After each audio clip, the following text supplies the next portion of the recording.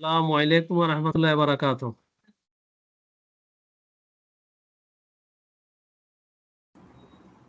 Sir আসসালামু আলাইকুম ওয়া রাহমাতুল্লাহি ওয়া বারাকাতুহু। আসসালামু আলাইকুম ওয়া রাহমাতুল্লাহি ওয়া বারাকাতুহু। ওয়ালাইকুম সালাম। আসসালামু আলাইকুম স্যার। হ্যাঁ, তোমরা কেমন আছো? জি স্যার ইনশাআল্লাহ ভালো আছি। আলহামদুলিল্লাহ। আচ্ছা, এখন গত ক্লাসে আমরা কোথায় ছিলাম?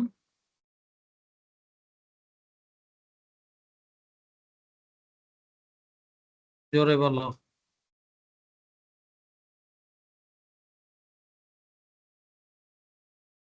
গত ক্লাসে আমরা কি পড়েছিলাম?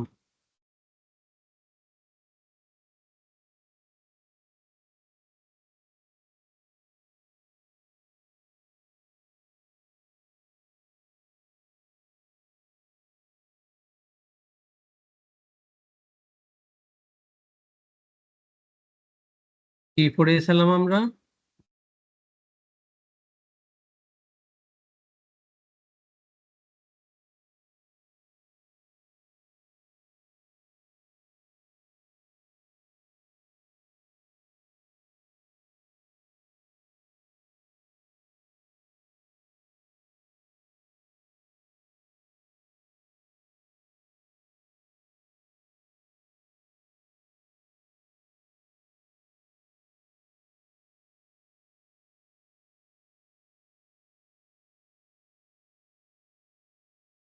এই তোমরা শুনতেছ? স্যার স্যার লাস্ট ক্লাসে আনোয়ার স্যার এসে উনি 7টা ইনকাম হেডের ক্যালকুলেশন পড়িয়েছিলেন। আনোয়ার স্যার? জি ওকে জি স্যার। ওকে, ক্যালকুলেশন কি ক্যালকুলেশন করেছেন?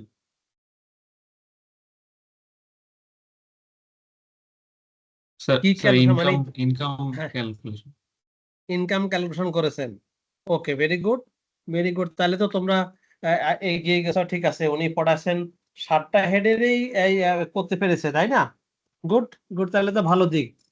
হ্যাঁ, তাহলে তো ভালো যে অন্তপক্ষে 7টা। তো এখন বলো, ইনকাম ফ্রম স্যালারি।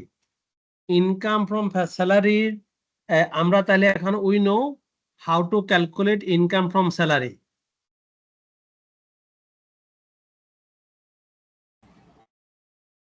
আমি কথা শুনতেছি না কারো। জি স্যার।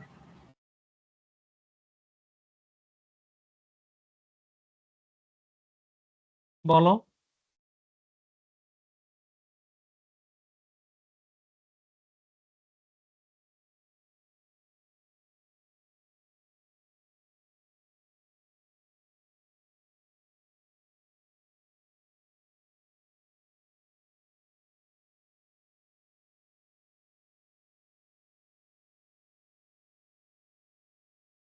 বলো, কথা বলো।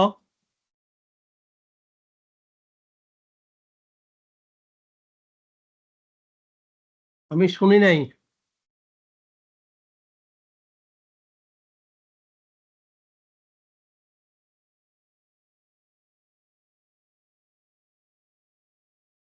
এই তোমরা কি আমার কথা শুনতেছো? হ্যালো?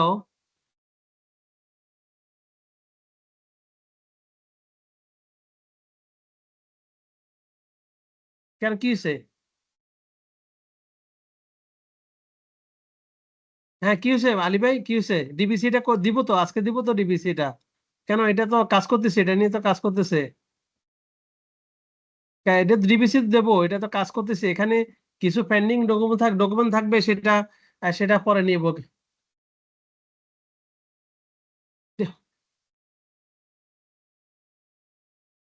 হবে হবে। আরে আজকে আজকে ডিবিসি হবে। আজকে ডিবিসি হবে। অপেক্ষা করেন, অপেক্ষা করেন। ডিবিসি হবে। আরে কেন ফেরত আসছেন? কেন, কে বলছে, কি বলছে রাতে? আহারে,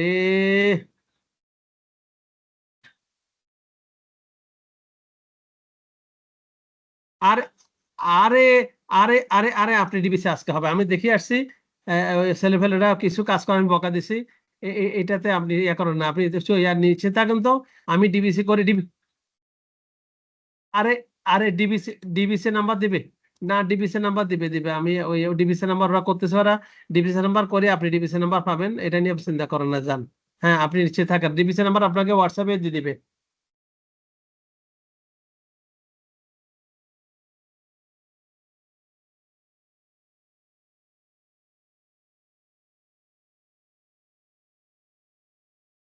হ্যালো, হ্যালো, হ্যালো। এই আলিবারে তোমরা আবার খেপাইলা কি জন্য? উনি অফিসে গেছিল, আমাদের অফিসে গেছিল,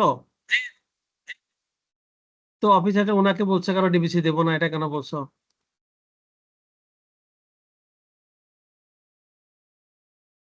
দেবে না, দেবে ওগুলা ডকুমেন্ট, ওটা রেডি করো, ওটা ডিবিসি ডকুমেন্ট তোমরা যাই আনবা, ও দেবে না, তোমরা ভুল করেছো। ওরা কি যে ডকুমেন্ট আনবো, উনি দেবে না। ওটা রেডি করো, ওই 8টা 8:15 দিকে আমার ফোন দিও। হ্যাঁ, রেডি করো, সব রেডি করো। ঠিক আছে, ওকে।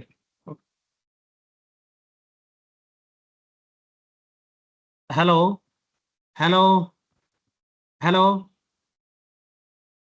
হ্যালো, হ্যালো,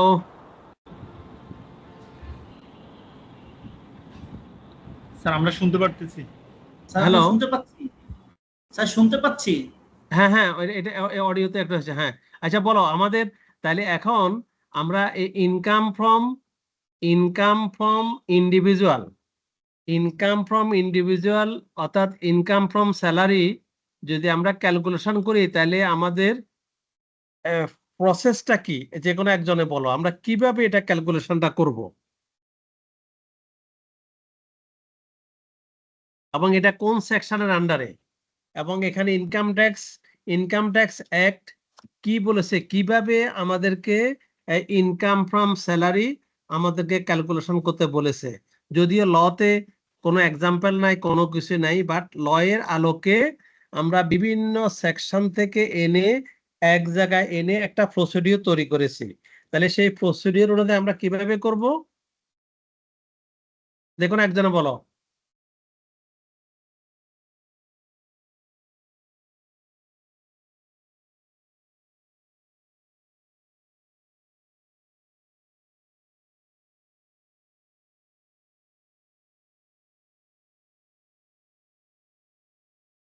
প্রথমে স্যার ইনকাম গুলো লিখবো স্যার, কি কি ইনকাম হয়েছে বা কি কি জিনিস পাইছি, যেমন স্যার জোরে বেসিক বলো, পে জোরে আছে। বলো।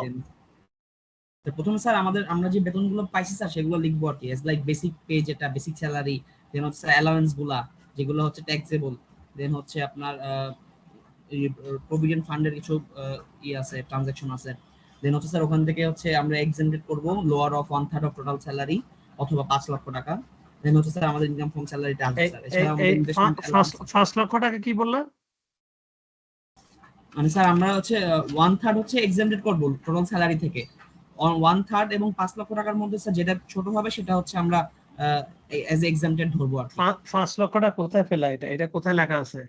1/3 আর 5 লক্ষ টাকা কোথায় লেখা আছে? স্যার আমাদের যে বই আছে স্যার, যে মানে এর আগের বার যে বইটা মানে হচ্ছে মানে লেটেস্ট যে বইটা মানে এটা বাইর হওয়ার আগে যেটা ছিল ওই অনুযায়ী স্যার 5 লাখ টাকা দেওয়া স্যার। না, ওই বই বোঝায় না, মানে কত সেকশনে আছে এটা? স্যার অন্যরা 6 রেসপন্স করো, অন্যরা 6 রেসপন্স করো। স্যার 8C তে সেকশন 78। হ্যাঁ, সেকশন 78 এ বলা আছে, ওখানে কি বলা আছে দেখো, লটা বের করো, যেটা বলছো এটা 1/3 আর 5 লাখ টাকা, এটা বের করো, সেকশনটা বের করো।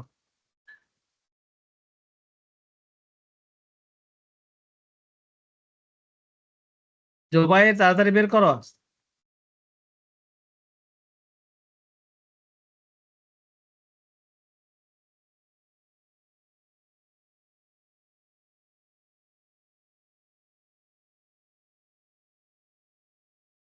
বের করো তাড়াতাড়ি। বই আছে কারো, না বসে আছো সময় নষ্ট করতেছ? বই কারো আছে? কারো কি বই আছে নাকি? সেকশন 78 বলছো, তারপর আবার কি থার্ড শিডিউল বললা, সেকশন 78 বলেছো, 78 কি লেখা আছে? তুমি একটা কথা বলে তোমাকে তো রেফারেন্স দিয়ে বলতে হবে রে বাবা, এমনি বললে তো হবে না।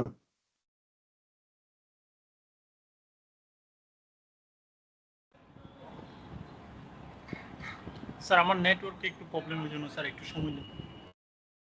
বলো। সেকশন 78 এ বলেছ 78 এ ঠিক আছে রেফারেন্স দিতে এখানে 78 এর সাথে আবার একটা 78 আবার একটা রেফারেন্স দিয়েছে না, কোথায় রেফারেন্স দিয়েছে? কোথায় রেফারেন্স দিয়েছে?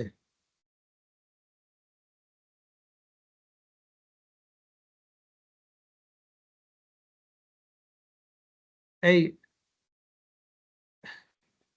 কাদি সাহেব কথা বলেন।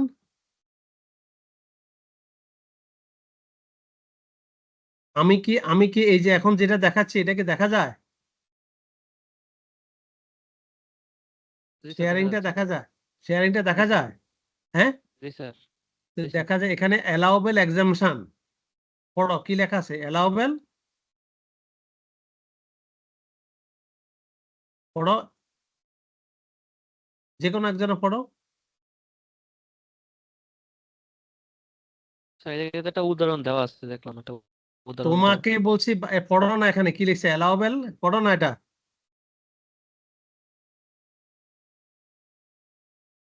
স্টেন্স তুমি জনাব- পড়তে পারো না? জনাব অনুভব ইসলাম। জি স্যার, জনাব অনুভব ইসলাম একটি ফার্মের কর্মরত আরে একজন। আরে ওইটা না, ওইটা না, ওইটা না, তাহলে ওইটা তুমি এটাতে ওইটা মনে ভুলে বলছো। এখানে আরেকটা ইয়ে দিছি তো আমার। দাঁড়া দাঁড়া, শো আরেকটা করতেছে ওইটাই না। দেখাচ্ছে স্যার। উদাহরণ 5 শো করতেছে। দাঁড়া, এটা তো শেয়ারিং এ তো এখানে কোনো একটা ভুল হয়েছে, এটাতে মনে হয়। এবার আসছে?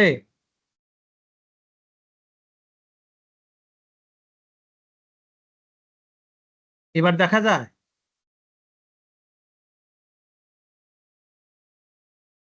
স্যার আমার এই জায়গায় দেখা যায় না। হ্যাঁ, কোনো একটা সমস্যা হচ্ছে, দাঁড়াও। স্যার দেখা যায় এখন। স্যার তো আমরা ওই সেল আমি যেটা বলছিলাম স্যার ওইটা হচ্ছে 6 শিডিউলের পার্ট 1 এর প্যারা দাঁড়াও, 20। আমি কথা বললে তোমরা উত্তর দাও না, 2 ঘন্টা পরে উত্তর দাও, তাহলে কেমন হবে? এখন এই যে এখানে দেখা যায় এই এই এটা এই স্ক্রিনে দেখা যায় ইংলিশে বাম পাশে কি লেখা আছে? এই যে শেয়ারিং এখন আবার বন্ধ হয়ে গেছে স্যার। আসবে, এখন আসবে, একটু আসবে, দাও। এখানে দেখো বামে কি Just লেখা দেখা আছে? যায় স্যার। বলো। Allowable extension para 27 of the 6th schedule of the IT Act 2023. নিচে কি লেখা আছে?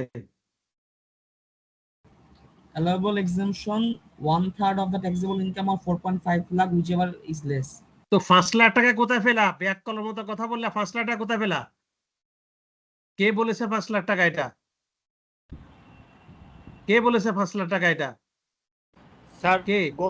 গত ক্লাসে স্যার আনোয়ার স্যারের ক্লাসে দেখলাম যে 5 লাখ টাকা। কোথায় ছিল 5 লাখ টাকা? উনি আমাদের স্যার একটা ফরম্যাট দিয়েছেন, ওইখানে 5 লাখ টাকা লেখা ছিল। তো 5 লাখ টাকা ছিল, স্যার এটা তো এটা কি আপডেট? স্যার আপডেট হয়েছে নাকি? হ্যাঁ স্যার, তো 5 লাখ টাকা ফেরাটা দেখো না, ফেরাটা দেখো, এটা ফেরা দেখো। এটা যদি নাকি এটা যে আপডেট হয়, উনি কি বলছে যে এটা আপডেট হয়েছে, কিছু বলছে উনি? হ্যাঁ কিছু স্যার। বলছে? জি স্যার, বলছে? হ্যাঁ, উনি বললো যে স্যার 6 শিডিউলের পার্ট এতে যাইলেই দেখবা হ্যাঁ, তো উল্টাও, পাঠ উল্টাও। প্যারা 27। হ্যাঁ, বই আছে নাকি তোমাদের কাছে? আচ্ছা স্যার। জি, তা বইটা উল্টান, বইটা বের করেন। স্যার আমরা স্যারকে বলেছিলাম যে আমাদের বইয়ে এটা লেখা, তখন উনি বললেন যে এটা বই বইটা বইতে তো এটাই লেখা স্যার, কিন্তু স্যার যখন 5 লাখ দিয়ে করালেন তখন বললেন যে ওইটাই হবে আর কি। এবং উনি কারেক্ট, এটা আপডেট, উনি কারেক্ট। এবং সেটা এই জন্য বললাম তোমাদেরকে একটু বাবা ওই কষ্ট করে বইটা উল্টাও। এটা আমার স্যার, এখানে আমরা আগের কি, অঙ্ক বইয়ে কেটে দিব, মানে বইয়ে লিখবো 5 লাখ? আশ্চর্য কাজ করবো না, তোমাদেরকে বললাম যে প্যারা 27 অফ দা 6 শিডিউলটা বের করো না। হ্যাঁ স্যার করেছি তো। কি লেখা আছে এটা? 1/3 of the income computed as income from employment or 4,50,000 whichever is less. এটা আপডেট হচ্ছে, এটা আপডেট হচ্ছে 2000, এটা আপডেট হচ্ছে 2025-এ, এটা আপডেট হচ্ছে 2025-এ, এটা 5 লাখ টাকা। এটা আমারে বলেছে, এটা আমি এই চেঞ্জ করতে পারিনি। হ্যাঁ, তাহলে এটা 5 লাখ টাকা। তো এটা তোমাদের ইনকাম ট্যাক্সের প্রত্যেকটা জায়গায় তোমাদেরকে রেফারেন্স দিতে হবে। আরেকজনে বলল আমি বই দেখলাম না, কোনো কিছু করলাম না, তাহলে কিন্তু এটা আমি তো বলেছি আমরা যখন কোনো একটা অঙ্ক করব, যদি আমরা কোথাও অ্যামেন্ডমেন্ট পাই বা কোনো চেঞ্জ পাই, সেটা আমরা এই অ্যাড করে নেব। স্যার কারণ আপনি এখানে বলেছিলেন যে সব চেঞ্জ গুলো একসাথে আমাদেরকে দেবেন। না একসাথে দেবো, এটা আসুক ওই যে এবার ফাইন্যান্স সেক্টরে যেখানে যেখানে চেঞ্জ আসবে সেগুলো সবগুলা দেব। তোমাদেরকে বলেছি যে এই income tax K M Hasan সাহেবের বইটা একটু কেনার জন্য, যদি কে এম হাসান সাহেবের বইটা সবাই কিনতা তাহলে কিন্তু সেখানে আপডেটটা আছে, সেখানে আপডেট গুলো থাকে, এটা একটু দয়া করে কিনো। এটা আপডেট হবে আপ টু 25, এবারে 26-এ আপডেট পাবে কে এম হাসান সাহেব। 3 মাস লাগে, 3 মাস পর উনি আপডেটটা করে দিবেন। তো তাহলে আমরা কি করব, আমরা 3 মাস অপেক্ষা করব না, আমরা কে এম হাসান সাহেবের 25-এর বইটা কিনে ফেলবো। আর এরপরে 26-এর যে অ্যামেন্ডমেন্ট গুলো আছে এটা ওখান থেকে দেখে অ্যামেন্ডমেন্ট করে তারপর আমরা পড়বো।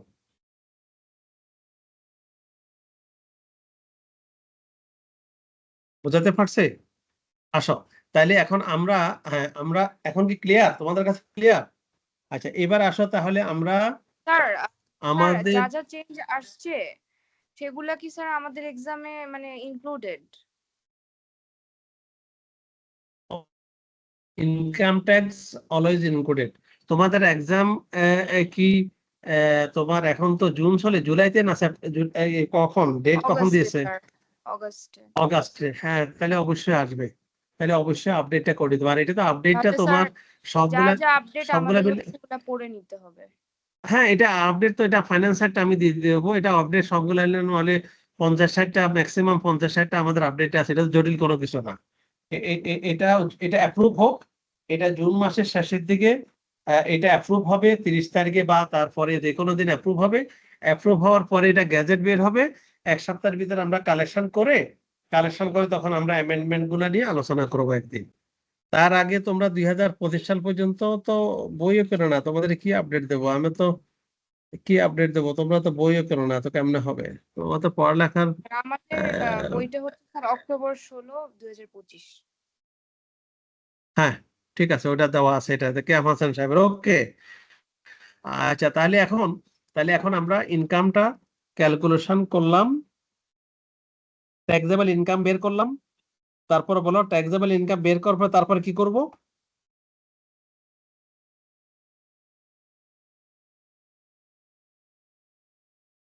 বলো।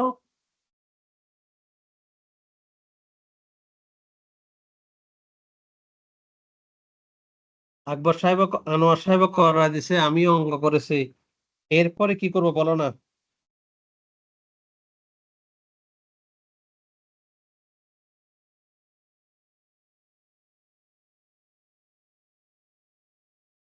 কারো উত্তর নাই?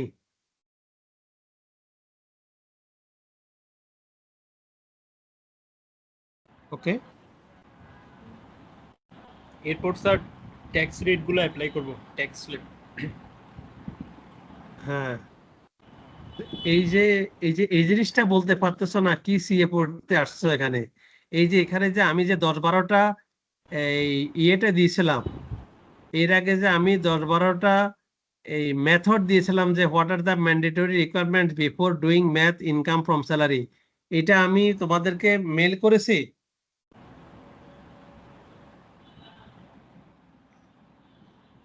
মেল করেছিলাম স্যার আপনি আমাদের এই ফরম্যাটটা মেইল করছিলেন। আর তো হচ্ছে তাহলে এক্সাম্পশন তো যে এই ফরম্যাটটা মেল করেছি, তো এখানে তো লেখা আছে, এখানে কি করবো, উল্টা পাল্টা বলতেছো কেন? এখানে আমি আমাদের এই ট্যাক্সেবল ইনকাম বের করলাম, তো ট্যাক্সেবল ইনকাম বের করার পরে আমাদেরকে গ্রস ট্যাক্স লায়াবিলিটি বের করতে হবে, অ্যাপ্লাইং ট্যাক্স রেট। আমাদেরকে গ্রস ট্যাক্স লায়াবিলিটি বের করতে হবে, অ্যাপ্লাইং ট্যাক্স রেট। এই যে এখানে এটা গ্রস ট্যাক্স লায়াবিলিটি দেখা যায় এখানে,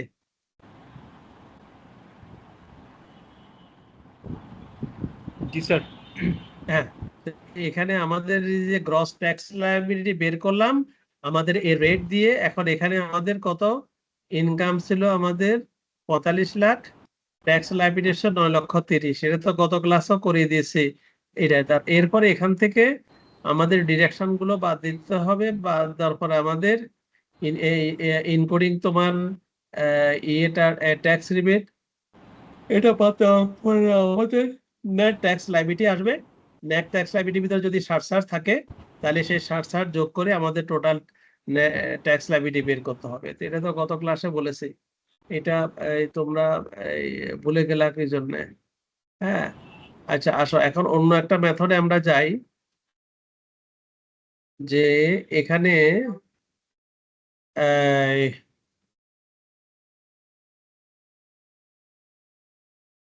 পারকুজিটস গুলা নিয়ে আমরা চাকরি হতে এর পারকুজিটস গুলো এখানে বলে দেওয়া আছে। এখানে এই একটা দেখো যে এই একটা উদাহরণ দেওয়া আছে, উদাহরণ 5 পড়ো, যে কোনো একজনে পড়ো।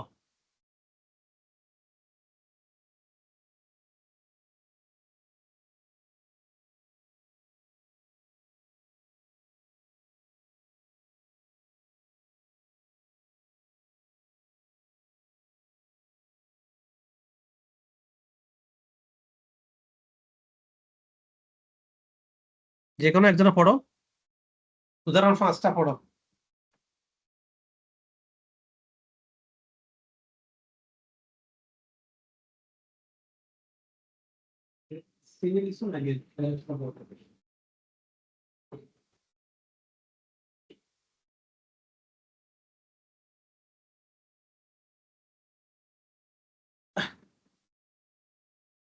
শোনা যাচ্ছে না, শোনা যাচ্ছে না।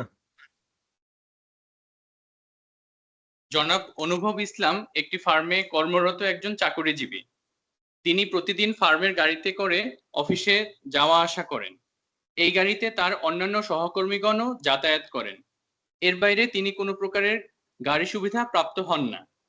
করদাতাকে এই গাড়িতে করে অফিসে যাতায়াতের জন্য করদাতার কোনো প্রকারের পারকুইজিট গণনা করতে হবে কিনা, করদাতার এই প্রকারের সুবিধা অর্থাৎ পিক এন্ড ড্রপ সুবিধা মোটর গাড়ির সুবিধা হিসেবে বিবেচিত হবে না। কি বুঝলা বলো, কর্মচারী অন্যরা কি বুঝেছো বলো?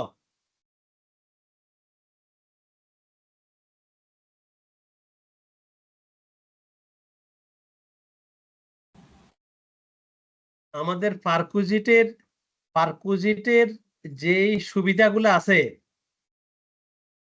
আমাদের পারকুজিট গুলো প্রথম হচ্ছে আবাসিক সুবিধা, তারপর মোটর গাড়ির সুবিধা, অন্যান্য পারকুজিট। এই তিনটা সুবিধার ব্যাপারে একটা উদাহরণ বলছে যে যে এটা মোটর গাড়ির একটা স্ল্যাব আছে 2025 সিসি পর্যন্ত কত, 2500 সিসি পর্যন্ত কত, তার বাড়তি কতটুকু আছে, এটা কোথায় দেওয়া আছে? এটা কোথায় দেওয়া আছে?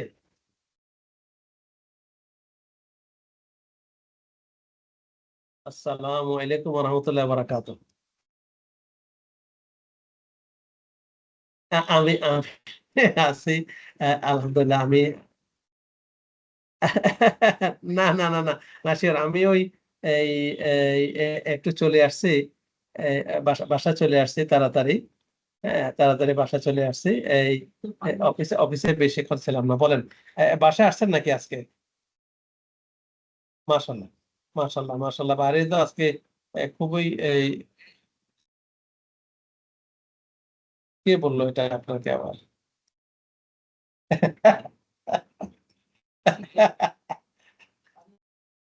মন্ত্রী এই হোম মিনিস্টার সাহেব ইনফর্ম করছেন আর কি আপনাকে। না, ওই কি একটা কথা, কি একটা কথা প্রসঙ্গে আলোচনা আমাদের আপা এনাফ, আর দরকার নাই খোঁজ খবর নেওয়ার। অনেক খোঁজ খবর নিয়েছি কয়েকদিনে, কারণ আসলে ভাইয়ের আর আমাদের চ্যানেল তো না না, আমাদের হয় কি খোঁজ খবর এইভাবে হয়, মনে করেন এই যে নিলিম, আপনি যদি নিলিমকে জিজ্ঞাসা করেন তাহলে ইউল গেট বান্ডেল অফ ইনফরমেশন, তাই না? নীলিম সাচে প্রফেসর, মানে আমার বন্ধু বলে বলতেছি না,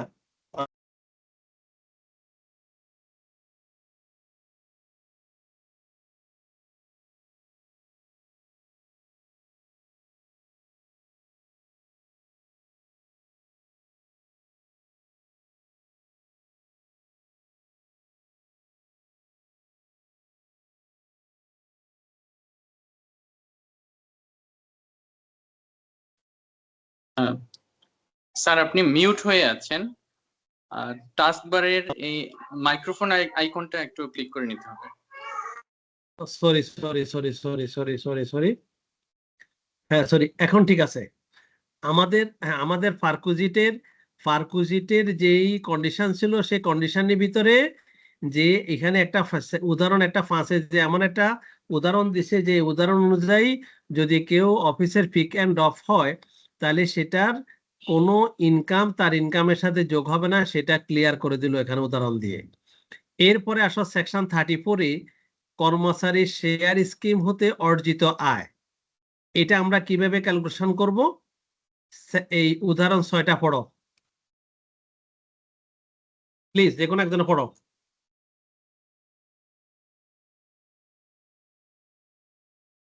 শুনতেছো এখন?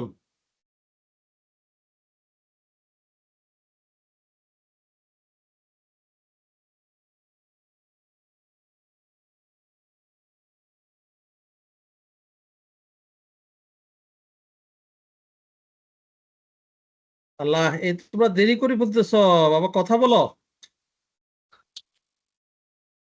তোমরা কথা বলো, এখানে পড়ো, যে কোনো একজনে পড়ো।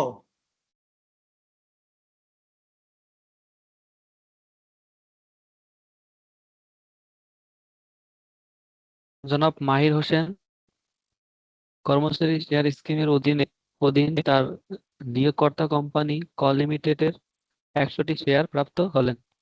শেয়ারের অভিহিত মূল্য 10 টাকা এবং ন্যায্য বাজার মূল্য 1000 টাকা। জনাব হোসেন 100টি শেয়ার প্রাপ্তির জন্য 40,000 টাকা ব্যয় করলেন। উক্ত ব্যয় ব্যতীত অন্য কোনো প্রকারের পরিশোধ জনাব হোসেনকে করতে হয়নি। প্রতিটি শেয়ারের ন্যায্য বাজার মূল্য 1000 টাকা হিসাবে 100টি শেয়ারের ন্যায্য বাজার মূল্য 1 লক্ষ টাকা। জনাব হোসেন 1 লক্ষ টাকা মূল্যের শেয়ার অর্জনের 40,000 টাকা ব্যয় করেছেন, অর্থাৎ কর্মচারী শেয়ার স্কিমের অধীন শেয়ার অর্জনের ফলে তার বেতন হইতে আয়ের সাথে 1 লক্ষ মাইনাস 40,000 টাকা বা 60,000 টাকা যোগ হবে। এবার আসো কি বলতে চাই এখানে। আচ্ছা, এখন প্রশ্ন হচ্ছে শেয়ার স্কিমটা কি, বলো, হোয়াট ইজ শেয়ার স্কিমটা কি, যেটা সেকশন 34-এ বলা আছে। কারো কোনো একটু আইডিয়া থাকলে একটু করে আলোচনা করি আমরা। শেয়ার স্কিমটা কি?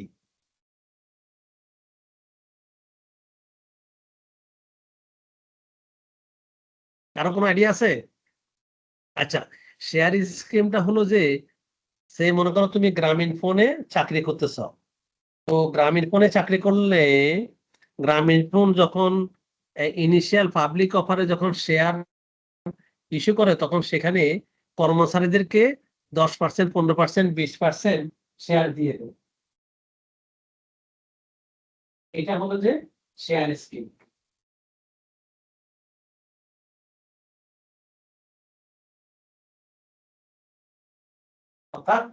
অর্থাৎ এখানে কর্মচারীরা কোম্পানির শেয়ারে পার্টিসিপেট করলো এবং মালিকানা পেল।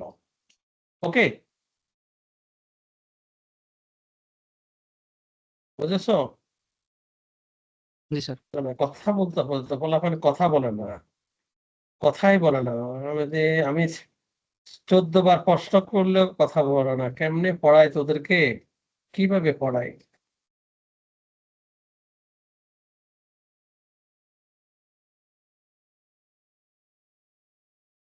ওকে, তো এখন সেক্ষেত্রে এখানে একটা উদাহরণ দিয়ে বুঝিয়ে দিল যে কিভাবে শেয়ার স্কিমে লাভ হবে লস হবে। আর একটা উদাহরণ আছে কিভাবে লাভ হবে লস হবে বলে দিয়েছে। তাহলে এখানে কি হচ্ছে, এই ভদ্রলোক মিস্টার মাহির হোসেন কয়টা শেয়ার পেল?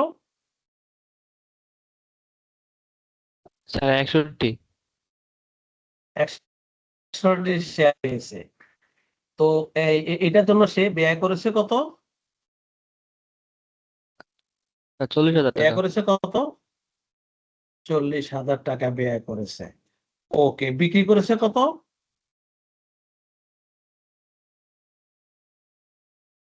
বিক্রি করেছে স্যার শেয়ারের কত? ন্যায্য মূল্য ছিল স্যার 1 লক্ষ টাকা। 1 লাখ টাকা। ন্যায্য মূল্য 1 লাখ টাকা, কিন্তু বিক্রি করে নাই।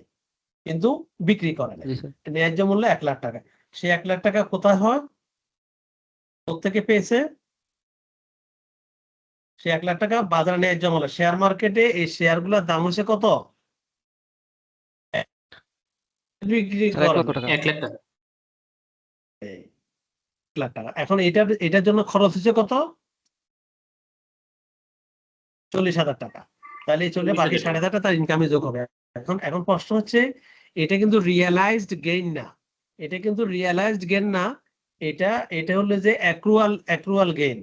অ্যাক্রুয়াল গেইন, তো সুতরাং অ্যাক্রুয়াল গেইনটাও এখানে ইনকাম ট্যাক্সে এখানে যোগ হয়ে তাকে ট্যাক্স দিতে হবে। ঠিক আছে? জনাব হোসেন যদি পরবর্তীকালে 100টি শেয়ার প্রতিটি 15,000 টাকা দামে হস্তান্তর করেন, তবে হস্তান্তরকালে তার মূলধনী আয়ের পরিমাণ হবে 1,50,000, 1 লাখ টাকা, 50,000 টাকা। বুঝেছ? বুঝেছ? তো এটা মূলধনী লাভ, জি স্যার। মূলধনী লাভ, রেভিনিউ লাভ, এটা দুইটার ভিতরে এটাকে কিভাবে করবে সেটা বলেছে। কারণ এটা শুধু শেয়ার স্কিমের ক্ষেত্রে অন্য শেয়ার বেচা কিনা, তুমি অন্য শেয়ার 1 লাখ টাকা দিয়ে কিনলা, 2 লাখ টাকা বিক্রি করলা, সেটা রেভিনিউ গেইন, এটা ক্যাপিটাল গেইন না। বাট এখানে ক্যাপিটাল গেইনটা হবে যেহেতু এটা একটা শেয়ারে না, এটা হচ্ছে মালিকানার ইনভেস্টমেন্ট, মালিকানা, কোম্পানির মালিকানা। ওকে, ওইটাও কোম্পানির মালিকানা, বাট এটা একটু ডিফারেন্ট। এই জন্য এক্ষেত্রে এটা মূলধনী আয় আর নরমাল ভাবে দুইটাই হবে। এবার আসো এখানে এটা পড়ো, 7 নম্বর পড়ো।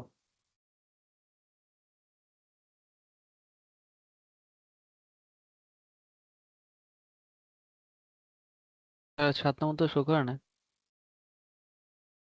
7 নম্বর দেখা যাচ্ছে তো, স্ক্রিনে দেখা যাচ্ছে তো।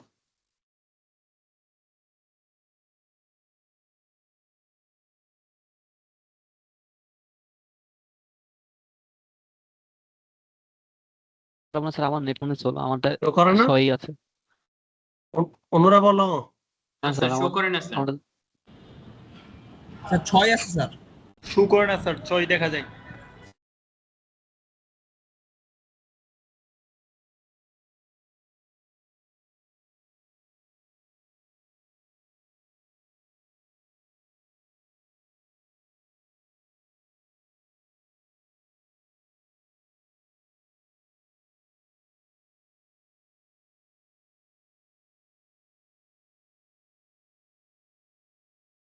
আজকে নেটওয়ার্ক একটু সব জায়গায় নেটওয়ার্কটা একটু স্লো। হ্যাঁ, এবার দেখো।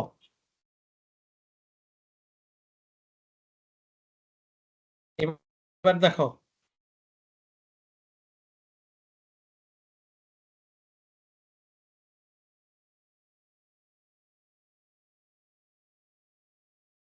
এবার আসে। আমার এই জায়গায় মনে হয় নেট বেশি ছিল, আমার এই জায়গায় এখন দেখতেছি না। স্যার এখন আছে। পড়ো, 7 নম্বর পড়ো।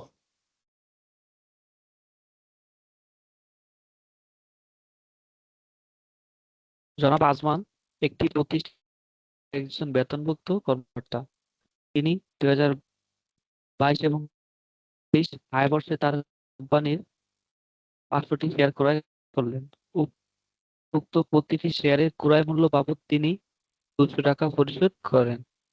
30 জুন তারিখে প্রতিটি শেয়ারের বাজার মূল্য ছিল 350 টাকা। কর্মচারী শেয়ার স্কিমের আওতায় করদাতার করযোগ্য আয় কত? দেখা যায় জনাব আজমান তার প্রতিষ্ঠানে 500টি শেয়ার ক্রয় করেছেন, কিন্তু উক্ত শেয়ার ক্রয় তিনি কোনো প্রকারের কর্মচারী শেয়ার স্কিমের অধীনে করেননি। তাই এক্ষেত্রে কর্মচারী শেয়ার স্কিমের আওতায় কোনো প্রকারের আয় পরিগণিত হবে না। দ্বিতীয়ত, তিনি শেয়ার ক্রয় করেছেন মাত্র, বিক্রি করেননি, ফলে কোনো প্রকার মূলধনী আয়ের সুযোগ নেই। জি স্যার।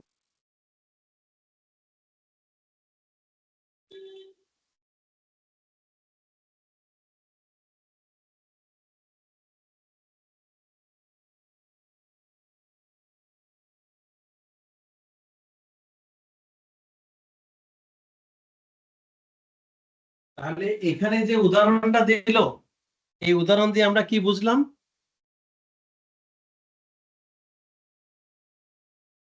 এমপ্লয়ি উদাহরণ শেয়ার দিয়ে আমরা কি স্কিমের বাইরে বুঝলাম? যদি শেয়ার কেনা হয় সেক্ষেত্রে হ্যাঁ। এটা রিয়েলাইজ না করলে কোনো ধরনের ইনকামে আসবে না। এক্স্যাক্ট। তাহলে এই যে দেখো কত বড় পার্থক্য, এটা মনে থাকবে তো সবাই। নরমালি আমরা যখন শেয়ার মার্কেটে যখন ইনভেস্টমেন্ট করি, সেটা ইনভেস্টমেন্ট হিসেবে আমরা দেখাই, বিক্রি না করা পর্যন্ত আমাদের ইনকামে কোনো কিছু আসে না। বাট এর ক্ষেত্রে ডিফারেন্ট, কিসের ক্ষেত্রে? স্কিমের ক্ষেত্রে ডিফারেন্ট। ঠিক আছে, স্কিমের ক্ষেত্রে ডিফারেন্ট। জি স্যার। ওকে, এবার আসো, এবারে 8 নম্বর আস্তে আস্তে পড়ো। 8 নম্বর আস্তে আস্তে পড়ো। আলিবাইটটা ওই দিয়ে দাও, ওটা উনি আমাকে বলছে ডকুমেন্টটা দিবে, ওটা দিয়ে দাও, ওটা ডকুমেন্টটা আদা করে দিবে। হ্যাঁ, দিয়ে দাও। হ্যাঁ, পড়ো পড়ো। জনাব রিয়াদ হোসেন কর্মচারী শেয়ার স্কিমের অধীন তার নিয়োগকর্তা কোম্পানি খ লিমিটেডের 100টি শেয়ারের পাওয়ার জন্য যোগ্য হয়েছেন। প্রত্যেকটি শেয়ারের অভিহিত মূল্য 10 টাকা এবং ন্যায্য বাজার মূল্য 1000 টাকা। কর্মচারী শেয়ার স্কিমের অধীন প্রাপ্ত এই সুযোগ জনাব হোসেন চাইলে তিনি নিজে গ্রহণ করতে পারবেন অথবা অন্য কোনো ব্যক্তির নিকট তিনি হস্তান্তর করতে পারবেন। জনাব হোসেন সরাসরি শেয়ার না কিনে তার শেয়ার ক্রয়ের অধিকার জনাব জসিমের নিকট 20,000 টাকার বিনিময়ে হস্তান্তর করলেন। কর্মচারী শেয়ার স্কিমের অধীন শেয়ার ক্রয়ের অধিকার হস্তান্তরের ফলে প্রাপ্ত এই 20,000 টাকা প্রযোজ্য কর্মশের তার চাকরি হইতে আয়ের সাথে যোগ হবে। ক্লিয়ার?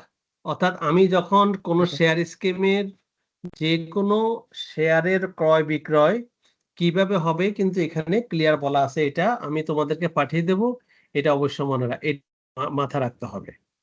ঠিক আছে? আচ্ছা, তা এখন এখানে আরো কিছু বলা আছে যে এখানে এখানে চাকরি হতে এখানে কিছুটা এটা আগের 27 নম্বর পড়িও না, কারণ এখন তো 5 লাখ টাকা হয়ে গেছে। হ্যাঁ, 5 লাখ টাকা হয়ে গেছে, আগে ছিল 4 নম্বর সমাধান টাকা, এই তো।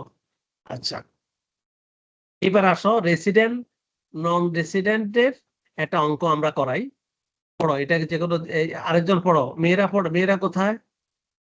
মেয়েরা পড়ো, এটা খুবই ইম্পর্টেন্ট একটা অঙ্ক, রেসিডেন্ট নন রেসিডেন্ট।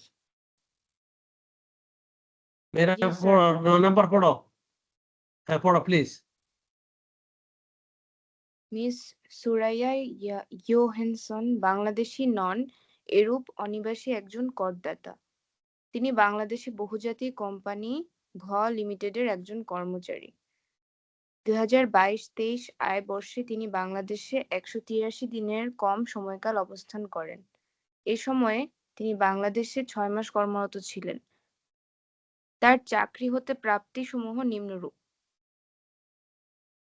মাসিক মূল বেতনের পরিমাণ 2 লক্ষ টাকা। বাংলাদেশে অবস্থানকালে তিনি কোম্পানি কর্তৃক সরবরাহকৃত ফ্ল্যাটে অবস্থান করেন। উক্ত ফ্ল্যাটের ভাড়া মূল্য হিসাবে কোম্পানি ফ্ল্যাটের মালিককে প্রতি মাসে 75,000 টাকা পরিশোধ করে। তিনি কোম্পানি কর্তৃক প্রদত্ত 2750 সিসির একটি গাড়ি ব্যবহার করেন। 5 লক্ষ টাকা তালিকাভুক্ত কোম্পানি ক 7 পিএলসি এর শেয়ারে বিনিয়োগ করেন। 5 লক্ষ টাকা হ্যাঁ, খ ইউনিট, খ নিট মিউচুয়াল ফান্ডে ইউনিট শেয়ারে বিনিয়োগ করেন।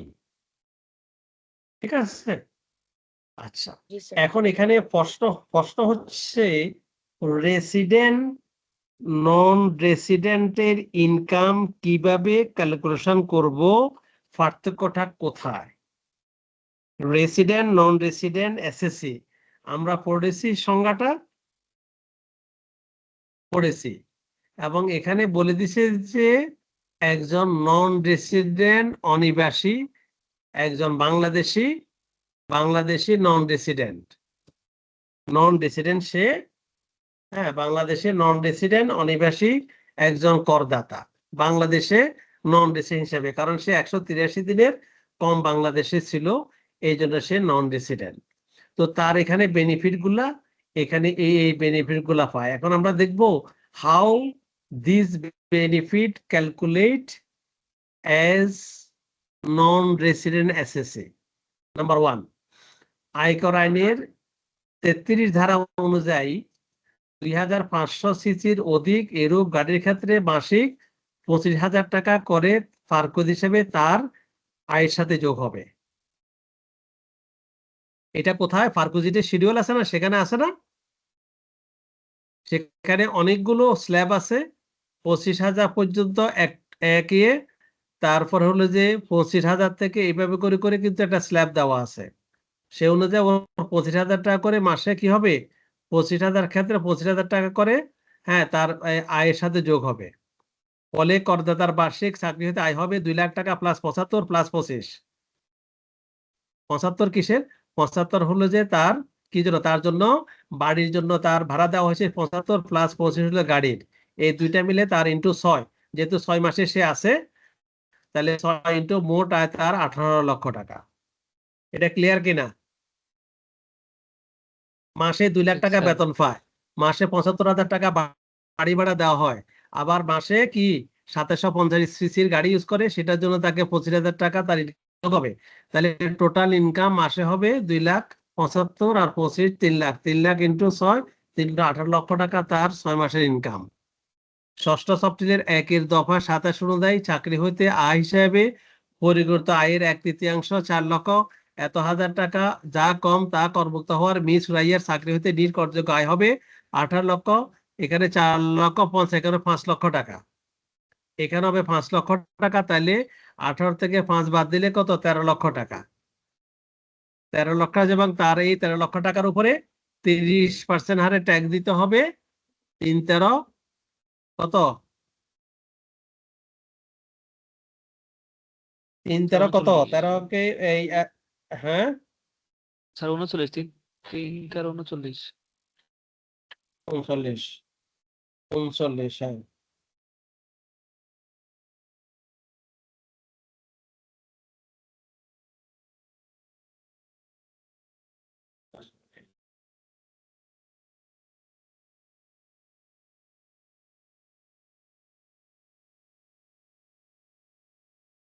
অ্যামাউন্টটা বলো না,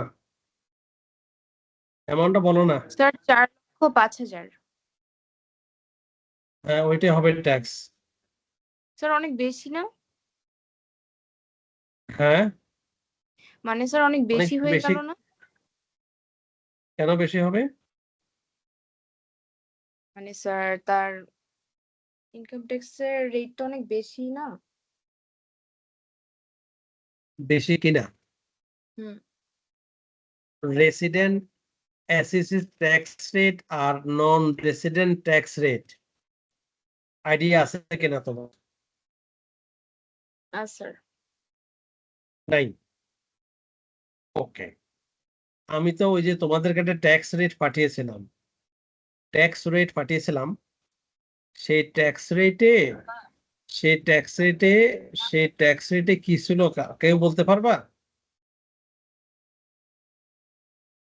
কেউ বলতে পারবে কিনা? ট্যাক্স রেটে ফাইন্যান্স একটা বা ফাইন্যান্স একটা উল্লেখ করো, ফাইন্যান্স একটা বের করো, বের করে ওখানে একটু দেখো না, কষ্ট করে দেখো এখানে tax rate, resident SSC tax rate কত, নন রেসিডেন্ট ট্যাক্স রেটটা কত, একটু কষ্ট করে কারো কাছে আছে তথ্যটা, বা শুনেছ কিনা?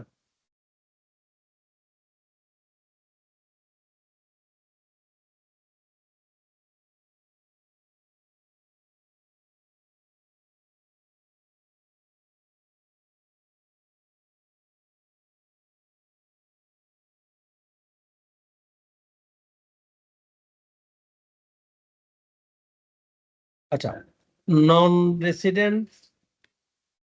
রেসিডেন্ট অ্যাসেসের জন্য স্টেট একটা রেট শুধু, সেই রেটটা কত? 30%।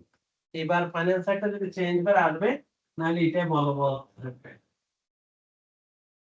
ঠিক আছে, তাহলে স্টেট এখানে 18 লাখ থেকে 5 লাখ টাকা বাদ দিয়ে 13 লাখের উপরে 30% ইনকাম হিসেবে যাবে। হ্যাঁ, বলা আছে যেহেতু করদাতা বাংলাদেশি নন রেসিডেন্ট, স্বাভাবিক ব্যক্তি করদাতায় তিনি 78 ধারা অনুযায়ী বিনিয়োগজনিত সাধারণ কর রেয়াত প্রাপ্য হবেন না এবং ট্যাক্স রেট হবে 30%।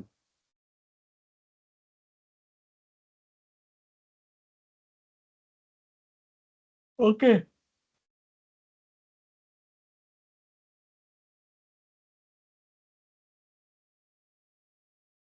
এবার আসো সরকারি কর্মকর্তাদের ইনকাম ট্যাক্স কিভাবে ক্যালকুলেশন করা হবে। এবারে কিছু চেঞ্জ আসার কথা, আসলে তো আমরা পড়াবো, না হলে আমরা এভাবে পড়ে নেব। উদাহরণে এই সরকারি কর্মচারীদের বেতনের উপরে ট্যাক্স কিভাবে ক্যালকুলেশন করব। জনাব মহিদুল ইসলাম বাংলাদেশের সচিবালয়ের একজন কর্মকর্তা, তার চাকরির বেতন এত অনুসারে ক্ষেত্রে এত অনুযায়ী তার বিধান প্রযোজ্য হবে। এটা হচ্ছে সরকারি আদেশ। এখানে মাসিক এত, চিকিৎসা এত, উৎসব ভাতা এত, নববর্ষ ভাতা এত। তিনি সরকারি বাসায় থাকেন, ভবিষ্যৎ তহবিলে তিনি প্রতি মাসে 14,000 টাকা জমা থাকেন। হিসাব রক্ষণ অফিস হতে প্রাপ্ত প্রত্যয়নপত্র দেখা যায় যে 30/6/2023 তারিখে ভবিষ্যৎ তহবিলে অর্জিত সুদের পরিমাণ 1,08,500। কল্যাণ তহবিলে ও গোষ্ঠী বীমা সাদাতা প্রতি মাসে আসে 150 টাকা। তিনি একটি তফসিলি ব্যাংকের ডিপোজিট পেনশন দান করেছেন 5,000 টাকা প্রতি মাসে। 23-24 আয় গণনা করো। তাহলে কিভাবে করবা আয় গণনা, ভালো করে খেয়াল করো। এখানে মূল বেতন 56,500 উপরে দেওয়া আছে, ইন্টু 12, 6,78,000 টাকা। উৎসব ভাতা 56,000, এই উপরে দেওয়া আছে 56,000 ইন্টু 12, ইন্টু 2, উৎসব ভাতা পায় 1,13,000। ভবিষ্যৎ তহবিলে অর্জিত সুদ এত টাকা করমুক্ত, চিকিৎসা ভাতা এত করমুক্ত, নববর্ষ ভাতা করমুক্ত। তাহলে ইনকাম হিসেবে আসে শুধু মূল বেতন আর উৎসব ভাতা, এই দুইটাই ইনকাম, এবং এই দুইটা ইনকামের উপরে ট্যাক্স রেট ক্যালকুলেশন করে ট্যাক্স আসছে তার 41,150। বিনিয়োগ যদি রিবেট আসে, সে রিবেট তার 2,31,000, সেখান থেকে কর রেয়াত পেয়ে 23,000। হ্যাঁ, 23,000, এখান থেকে কর রেয়াত পাবে। এখানে তার ছোটটা হলে 23,750, তার কর রেয়াত পেল 23,750, আর হলো যে 41,150। 41,150 মাইনাস 23,730, তার নেট ট্যাক্স আসবে 17,420।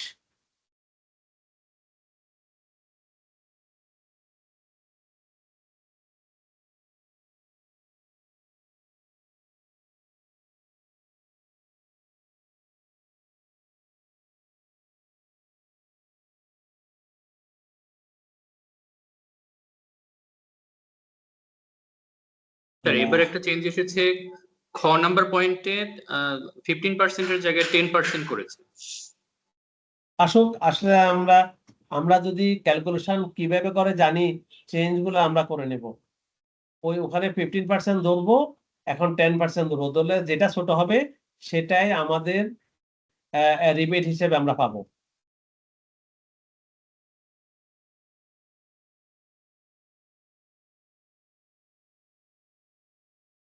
আমরা নামাজের জন্য 20 মিনিট ব্রেক নিলাম, নামাজ পড়ে আসবো ইনশাল্লাহ। নামাজ পড়ে এসে আমরা ইনকাম অফ বিজনেস পড়াবো ইনশাল্লাহ। ঠিক আছে, হ্যাঁ, নামাজের জন্য 20 মিনিট ব্রেক নিলাম।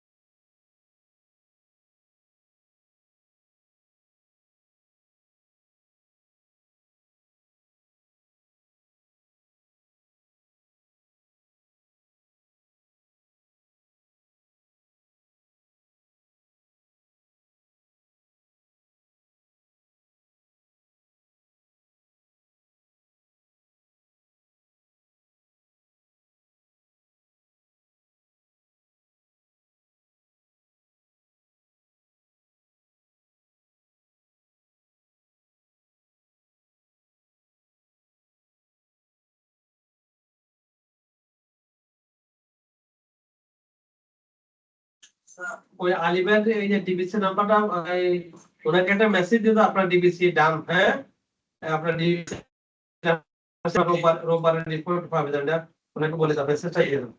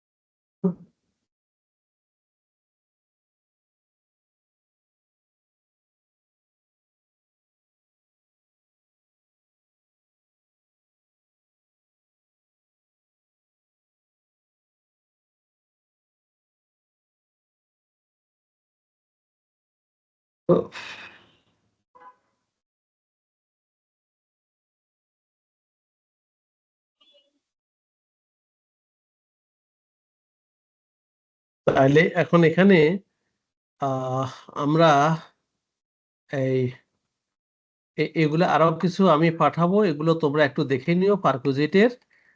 এগুলা তোমরা একটু করে। এখন আমরা চলে যাই অন্য চ্যাপ্টারে।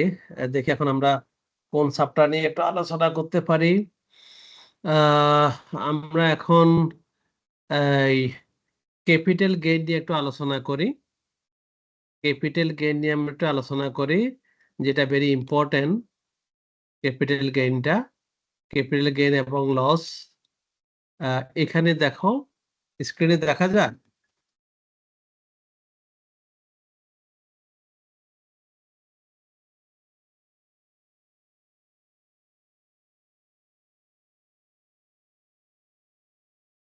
স্ক্রিনে দেখা যাচ্ছে? জি স্যার। আমাদের 57 থেকে 61 লটা বের করো। সেকশন 57 থেকে লটা মিলাও। সেকশন 57 থেকে 61।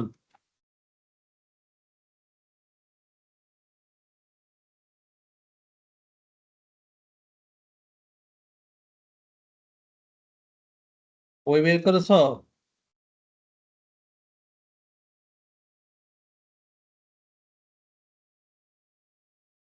ফিফটি সেভেনে ক্যাপিটাল গেইন বলা আছে, হ্যাঁ। আর 58-এ বলা আছে how to calculate capital gain. Okay. তারপরে 60-তে লিমিটেশন অ্যাপ্রুভাল আছে other factors competing capital gain. Capital গেইনের ভিতরে, হ্যাঁ, এখানে ট্যাক্স রেট কত হবে, কি হবে না হবে সেটা আমরা পরে আলোচনা করব। আগে আমরা জানি নি যে how to calculate capital gain. ডান পাশে gain from sale of capital asset. Capital gain equal to, এটা আমি তোমাদেরকে পাঠিয়ে দেবো, capital gain equal to sale price minus cost price. এখানে যদি আমরা একটা উদাহরণটা দিই, capital gain and revenue gain. একটা অ্যাসেট কস্ট প্রাইস ছিল 100, depreciated value or written down value or book value is 80, sold the asset 130. এখন এখানে ক্যাপিটাল গেইন কত হবে আর রেভিনিউ গেইন কত হবে? ক্যাপিটাল গেইনের ফর্মুলা হলো যে sale value minus cost price, আর রেভিনিউ গেইনের formula sale value minus depreciated value minus capital gain. তাহলে এখানে যদি আমরা ক্যাপিটাল গেইন বের করি, 130 minus 100, 30 হলো যে আমার ক্যাপিটাল গেইন, বিকজ আমি গাড়িটা অ্যাসেটটা বিক্রি করেছি 130 টাকা দিয়ে, কিনেছিলাম 100 টাকা, 30 টাকা আমার ক্যাপিটাল গেইন। আবার টোটাল গেইন কত? 130 মাইনাস 18, তাহলে কত? 50। তাহলে 50 ভিতরে 30 টাকা হলো যে ক্যাপিটাল গেইন, বাকি 20 টাকা হলো যে কি গেইন? রেভিনিউ গেইন, টোটাল 50 টাকা। দেখো এখানে কিভাবে সলিউশনটা করেছি, দেখা যায় সলিউশনটা? জি স্যার। এটা আমি পাঠিয়ে দেব। এটা very important, how to calculate capital gain and loss. এটাকে বের করার জন্য যদি বিপরীত হয়, যদি এমনও হয় যে গাড়িটা ক্রয় করেছে 100 টাকা দিয়ে, বিক্রি করেছে 70 টাকা, বিক্রি করেছে তোমার 70 টাকা, তাহলে সেখানে আমার লস হবে? অবশ্যই লস হবে। ক্যাপিটাল তো আর লস হয় না, ক্যাপিটাল গেইন আর লস, ক্যাপিটাল গেইনটা হয়। ক্যাপিটাল লস হলে তো করার কিছু নেই, এটা আমাদের কোনো ইনকামের সাথে যোগাবার এবং আমরা ক্লেমও করতে পারবো না। আর রেভিনিউ যদি লস হয় তাহলে সেটা আমরা আমাদের উইথ ভ্যালিড রিজন আমরা এক্সপেন্ডিচার হিসাবে আমরা বইতে খরচ হিসাবে দেখাতে পারবো।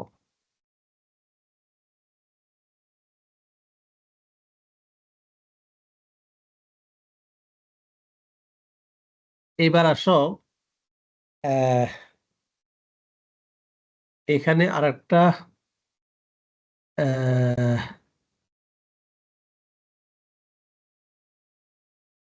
এটা একটু আলোচনা করে, যে ভাড়া হইতে আয় যেটা আসে সেটা তো আনোয়ার স্যার তোমাদেরকে একটা অঙ্ক করা আছে, তাই না? জি স্যার। জি স্যার। ঠিক আছে, ওইটা যেহেতু করা আছে এটা আমি যাচ্ছি না। এখন আমরা ইনকাম ফ্রম বিজনেস অর প্রফেশনটা একটু যাই, কারণ এটা একটু জটিল। এটা একটু জটিল, এটা একটু তোমাদেরকে এটা আলোচনা করার দরকার। উনিও পড়াইছে, এটাতে পড়াইলেও, কারণ এখানে জটিলতা আছে, এখানে জটিলতা আছে একটু। বিজনেসটা মনে হয় স্যার পড়ায় নাই স্যার। পড়াইনি? No sir. ঠিক আছে,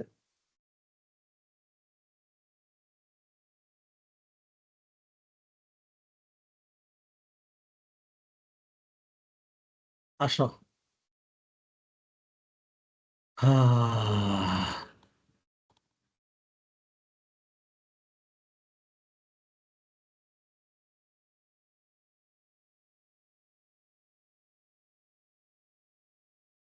আচ্ছা, এখন এখানে দেখো, আমরা এর আগে মনে হয় আমরা আলোচনা করেছিলাম নাকি জানি না, আমার মনে নাই।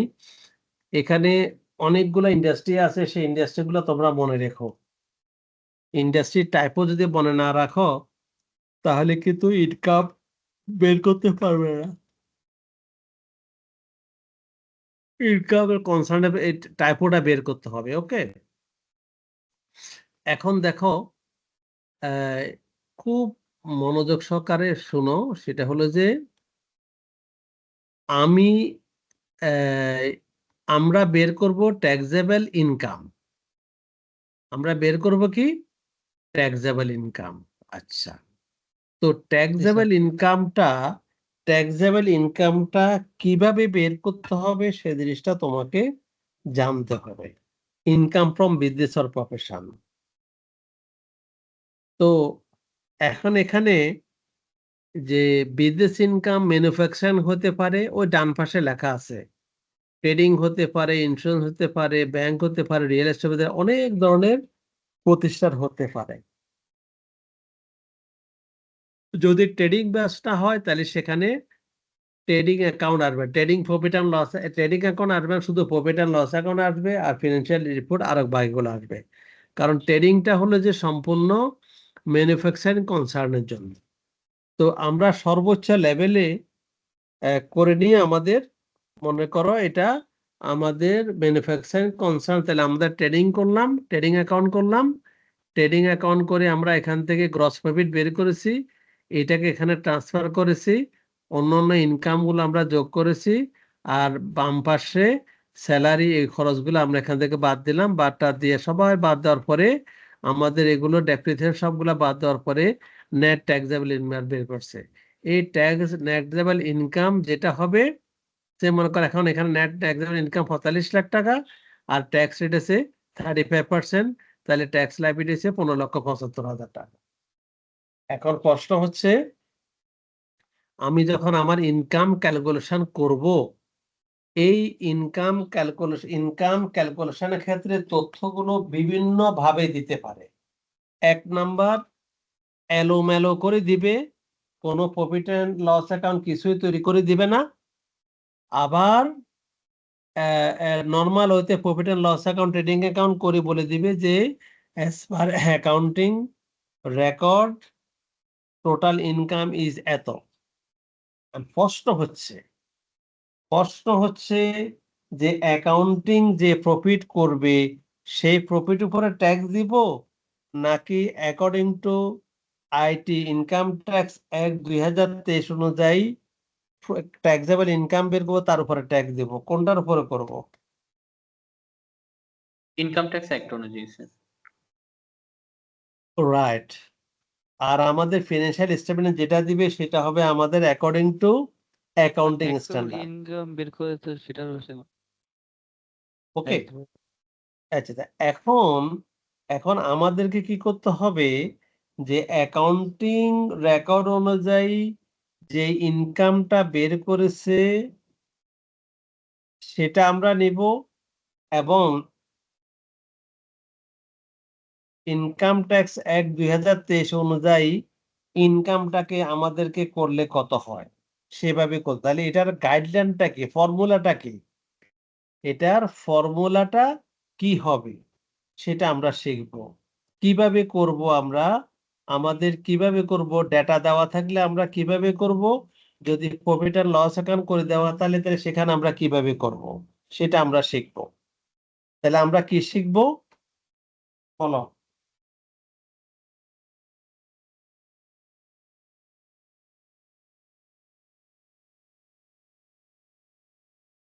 ট্যাক্সেবল ইনকাম কিভাবে বের করে সেটা হচ্ছে আমাদের মেন উদ্দেশ্য। ট্যাক্সেবল ইনকাম বিভিন্ন রকমে বের করার অপশন থাকতে পারে। 1 নাম্বার, যদি তথ্যগুলো এলোমেলো যদি দেওয়া থাকে তাহলে সেখান থেকে প্রথমে প্রফিট এন্ড লস অ্যাকাউন্ট করতে হবে। প্রফিট এন্ড লস অ্যাকাউন্ট করে, ট্রেডিং অ্যাকাউন্ট করে, প্রফিট এন্ড লস অ্যাকাউন্ট করে অ্যাকর্ডিং টু ট্যাক্স ল অনুযায়ী করতে হবে, করে আমরা ট্যাক্সেবল ইনকাম বের করব। আর যদি company profit and loss account করে থাকে অ্যাকর্ডিং টু আইএফআরএস, তাহলে সেখানে ইনকাম ট্যাক্স ল অনুযায়ী ইনকাম কত হয় সেটা আমরা বের করব। ক্লিয়ার কিনা? জি স্যার। ওকে, তাহলে আমরা একটু অল্প সময় নিই, 9:30 পর্যন্ত আমরা ক্লাস করব। খুবই মনোযোগ সহকারে শোনো। এখানে আমি একটা ফরম্যাট দিয়েছি এবং ফরম্যাট অনুযায়ী কিভাবে এখানে ক্যালকুলেশন সেটা এক্সাম্পল দিয়েছি। এগুলো সবগুলা মনে করো ডান পাশে সেলস রেভিনিউ, এগুলাতে গ্রস প্রফিট সবগুলা মিলে নেট প্রফিট খরচগুলা বাদ দেওয়ার পরে আমার ট্যাক্সেবল ইনকাম আসলো মনে করো 45 লাখ টাকা, ট্যাক্স রেট 35, তাহলে আমার ট্যাক্স লাইবিলিটি 15,75,000 আমি পেয়ে গেছি। ঠিক আছে, এবার আসে একটা এক্সাম্পলে আসি। একটা এক্সাম্পল দেওয়া আছে এখানে। এখানে আমাদের তথ্য দেওয়া আছে। এই যে এখানে মনে করো 30 জুন, আচ্ছা 25 করে দিই, অসুবিধা যেহেতু 25 বেশি থাকে আমরা 25 করে দিই, 25 করে দিচ্ছি এটাতে। তাহলে ইনকাম ইয়ার একটু চেঞ্জ হয়ে যাবে।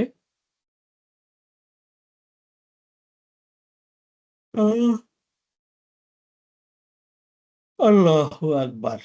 আচ্ছা, এখানে দেখো, এখানে একটা প্রফিট এন্ড লস অ্যাকাউন্ট করে দেওয়া আছে। এখানে গ্রস প্রফিট কত?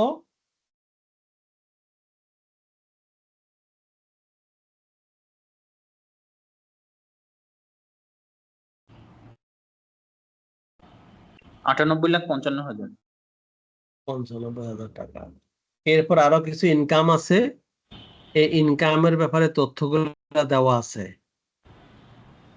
ঠিক আছে, এগুলো সব দেওয়া আছে।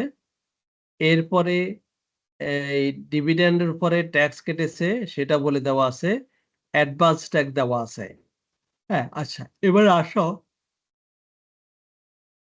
আমরা জানি আমরা জানি যখনই কোনো একটা ইনকাম আসবে সেই ইনকামের উপরে টিডিএস হয়। এটা কারেক্ট কিনা? যেমন ব্যাংকের ইন্টারেস্টটা, বিশেষ করে এফডিআর ইন্টারেস্ট আর ডিভিডেন্ডের এটার উপর ট্যাক্স কাটে ব্যাংক। তাহলে আমাদের ওখানে এখানে ইন্টারেস্টের উপরে এখানে প্রথম ইন্টারেস্টটা 12,500, এটা গ্রস আমরা এখানে অ্যাড করেছি। সুতরাং এটা নিয়ে আর কোনো কিছু নেই, আমরা 12,500 আমরা ইনকামের সাথে যোগ করব। ইন্টারেস্ট অন এফডিআর গ্রস এটাও যোগ করে দেব, interest on STD account gross এটাও যোগ করে দেব। এটা নিয়ে আমাদের টিডিএস এর কথা আমাদের চিন্তা করার দরকার নেই। এরপর আসো ডিভিডেন্ড ফ্রম শেয়ার নেট কত 36,500। তাহলে এই যে 36,500 সাথে এই যে ডিভিডেন্ডের উপরে কত টাকা ট্যাক্স কেটেছে সেটা সহ আমাদেরকে যোগ করতে হবে।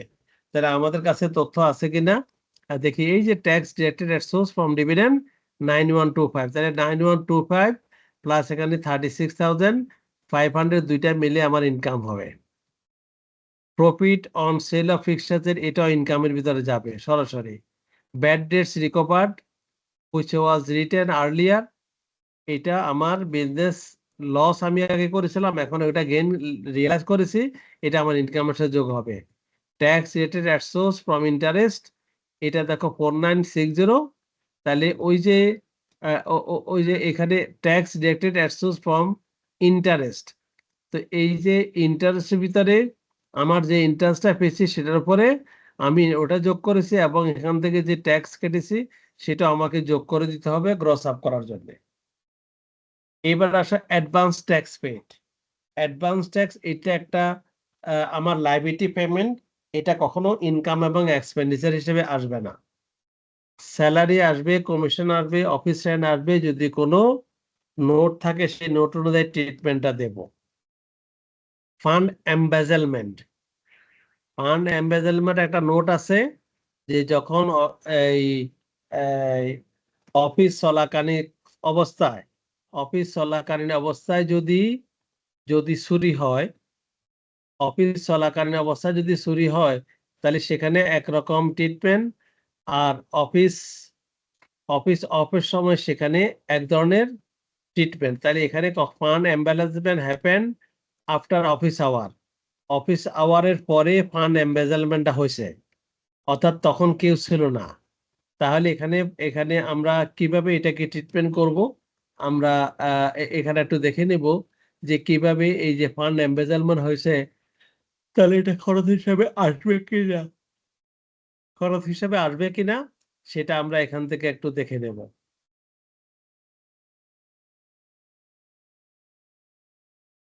ঠিক আছে, তো এখানে আমাদের নোটে বলতেছে যে ফান্ড এমবেজেলমেন্ট যেহেতু অফিস আওয়ারের মধ্যে হয়েছে, এমবেজেলমেন্ট হ্যাপেন কখন, এখানে কি বলেছে, embezzlement happen after office hour. এই যে fund embezzlement happen after office hour, office আওয়ারের পরে যেহেতু হয়েছে সেটা সে কোনো খরচ হিসাবে দেখাতে পারবে না। ফান্ড এমবেজেলমেন্টে যেটা হচ্ছে এটা কখনো খরচ হিসেবে দেখাতে পারবে না, যেহেতু এটা অফিস আওয়ারের পরে হয়েছে। অফিস আওয়ারের মধ্যে হলে সেটা খরচ হিসেবে দেখাতে পারবে, আর অফিস আওয়ারের পরে হলে সেটা খরচ হিসেবে দেখাতে পারবে না। সেই জন্য সেটা এই যে 38,250 এটা খরচ হিসেবে দেখাতে পারবে না। ব্যাড ডেটস খরচ হিসেবে যাবে, ইন্স্যুরেন্স প্রিমিয়াম যাবে, insurance premium paid for directors এটা যাবে না। তারপরে penalty for impose by custom authority, কোন রকমের পেনাল্টি এক্সপেন্ডিচার হিসেবে ট্যাক্স অথরিটি অ্যাকসেপ্ট করবে না। ওকে, তাহলে কি করবে ট্যাক্স অথরিটি, কি করবে বলো?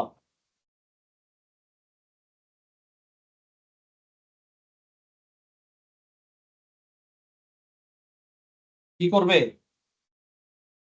কোন রকমের পেনাল্টি, যে কোনো পেনাল্টি হোক, ইনকাম ট্যাক্স হোক, রাজক হোক, আর তোমার আরজিএসসি হোক, তারপরে যে কোনো রেজিস্ট্রেশন অথরিটি হোক, যেটা হোক না কেন, কোনো পেনাল্টি কিন্তু কি হবে না, গ্রহণ করবে না। অ্যালাউবেল এক্সপেন্ডিচার হিসেবে হবে না। ওকে, জি স্যার। তারপরে এই এডিশন অফ ফিক্সড অ্যাসেট, এটা এক্সপেন্ডিচার না, এটা ফিক্সড অ্যাসেট হিসেবে আসবে, এটা এখানে খরচ হিসেবে যাবে না। হাউস হোল্ড এক্সপেন্সেস, এটা এখানে আসবে না। লোন টু ডাইরেক্টরস এখানে আসবে না। ইন্টারেস্ট পেইড ফর ডাইরেক্টরস আসবে না, কারণ এগুলো পার্সোনাল খরচ কোম্পানির খরচ হিসেবে এটা কখনো অ্যাড ব্যাক করার কোনো স্কোপ নেই, আসবে না। কখনো জি আসবে স্যার। না। তারপরে এই household expenses, loan to directors, interest paid for directors loan, এগুলা কোনোটাই একটাও এখানে কত পিএল অ্যাকাউন্টে আসবে না। এগুলো এগুলো পার্সোনাল খরচ, এটা পার্সোনাল খরচ হিসেবে কখনো পিএল অ্যাকাউন্টে দিয়ে কোম্পানি এটাকে প্রফিট ডিক্লেয়ার করতে পারবে।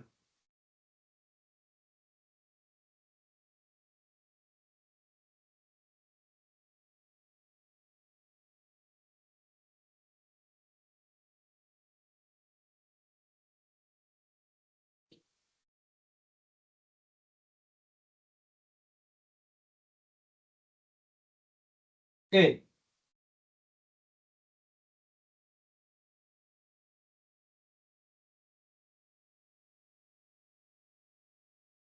এরপরে আসো, এরপরে আসো, এরপরে আসো তোমার এই legal charges to way penalty, এটা খরচ হিসেবে আসবে না, কারণ এটা পেনাল্টির সাথে জড়িত। কোনো পেনাল্টিকে ওয়েভ করার জন্য যদি কোনো লিগেল চার্জ দেওয়া হয়, সেটা অ্যালাউবেল এক্সপেন্ডিচার না। Loss on stock of by fire, এটা অ্যালাউবেল এক্সপেন্ডিচার না। এখন এটা দেখতে হবে এই যে loss on stock by fire হচ্ছে যে এটাতে অন্য কোনো কিছু ইস্যু হয় কিনা।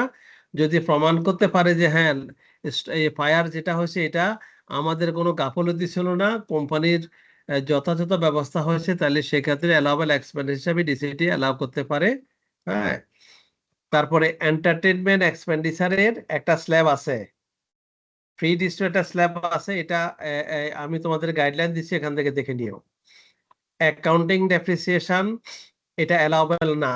অ্যাকাউন্টিং ডেপ্রিসিয়েশন 65,750, ট্যাক্স ডেপ্রিসিয়েশন 60,300, তাহলে 65,300 নেওয়া যাবে না, 60,300 দিয়ে অঙ্ক করতে হবে। এখানে কিছু তথ্য দেওয়া আছে, এই তথ্য অনুযায়ী আমরা অঙ্ক করার সময় আমাদের কাজে লাগবে। তাহলে আমার যেটা রিকোয়েস্ট থাকবে যে তোমরা